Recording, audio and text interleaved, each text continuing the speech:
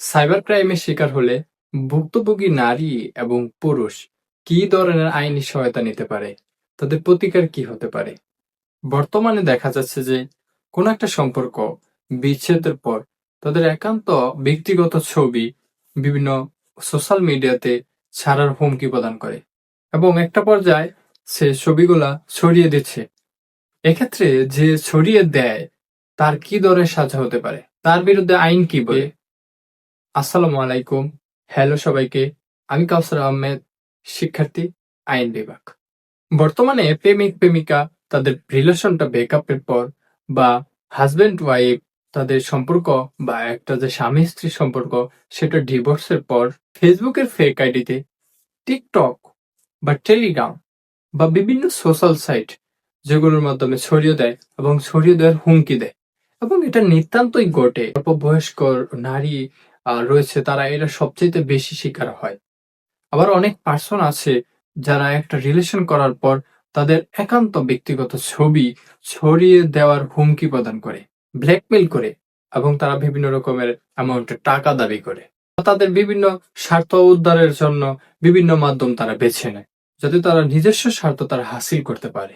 ক্ষেত্রে সাইবার অপরাধের শিকার হলে ভিকটিম এট ফার্স্ট তাকে দেওয়া মেইল, মেসেজ, মেসেঞ্জারে দেওয়া মেসেজ বা হুমকি দেওয়া যে ভিডিও ক্লিপ এগুলো অন্তত সংরক্ষণ করে রাখতে হবে। তা সাইবার অপরাধের প্রমাণ হিসাবে যুগোপযোগী কাজে লাগবে।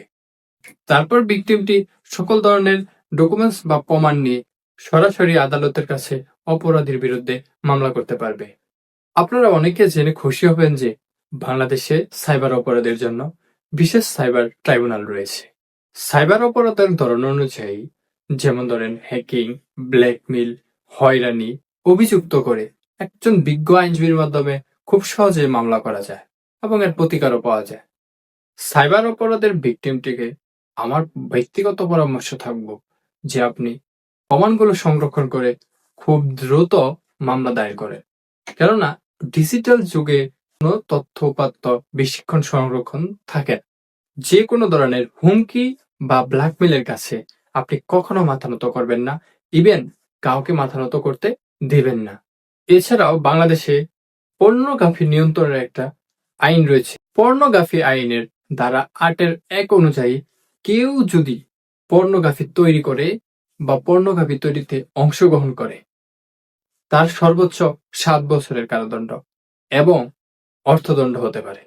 এছাড়াও পর্নোগ্রাফি আইনের ৮-২ বলা হয়েছে সামাজিক বা ব্যক্তিগত মর্যাদাহানি ঘটিয়ে কেউ যদি চাঁদা দাবি করে আপনার কাছে তাহলে সর্বোচ্চ ৫ বছরের কারাদণ্ড হতে পারে এবং ২ লক্ষ টাকা পর্যন্ত জরিমানা হতে পারে।